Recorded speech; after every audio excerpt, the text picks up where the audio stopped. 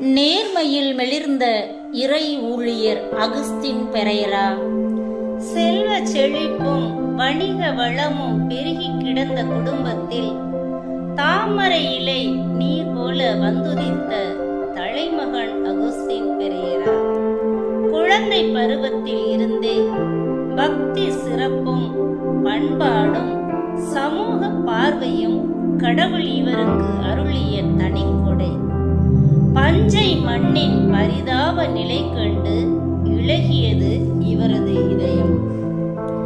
ஏழை மக்களின் இதய துடிப்பில் இறை குரல் உணர்ந்தார். நேரத்திற்கு தகுந்தாற்போல் வாழ்பவர்களை விட நேர்மை தவறாமல் வாழ்பவர்களே கடவுள் முன் நிம்மதியாய் வாழ்வர் என்னும் வாழ்வியல் நெறியை தன் தாயின் வழி பெற்றுக் கொண்டவர். நீதி, நேர்மை, தெய்வ பயம் போன்ற மேலான புண்ணியங்களை தனது வாழ்வின் எல்லா நிலைகளிலும் வாழ்வாக்கியவர்.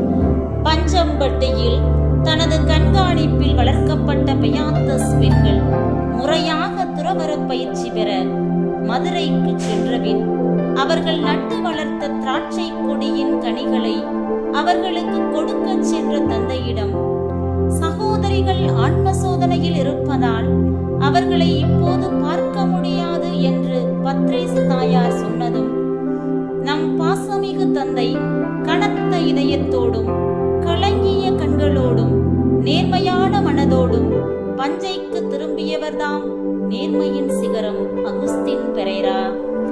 பஞ்சை மக்கள் காலரா நோயால் பாதிக்கப்பட்ட போது ஜாதி மத பேதம் இல்லாமல் எல்லோரிடமும் இறைச்சாயலை கண்டவராய் பிறந்த மண்ணாம் தூத்துக்குடியில் இருந்து நிதி உதவி பெற்று எல்லோருக்கும் உதவி, எல்லாரிலும் இறைச்சாயலை கண்ட இறை மனிதர்.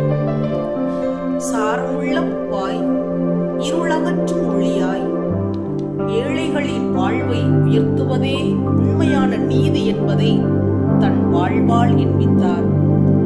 நியாய விலை கடையில் பொருட்கள் வாங்க சென்றால் கூட நானும் மற்ற மக்களைப் போல் வரிசையில் நின்று பெற்றுக்கொள்கிறேன் என்று கூறி நீதி தவறாதவராய் வாழ்ந்தார். இறை மகன் போதித்த நீதி நெறியை தன் வாழ்வின் ஒவ்வொரு கட்டத்திலும் வெளிப்படுத்தினார்.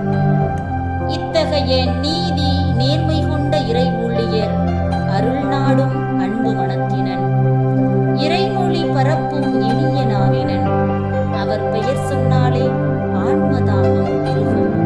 எளிய மக்களோடு பயணித்து ஏழைகள் படும் துன்பங்களில் ஒன்றித்து அவர்களில் ஒருவராக மாறிய மாமனிதர். செல்வ சீமானாய் பிறந்து கடவுள்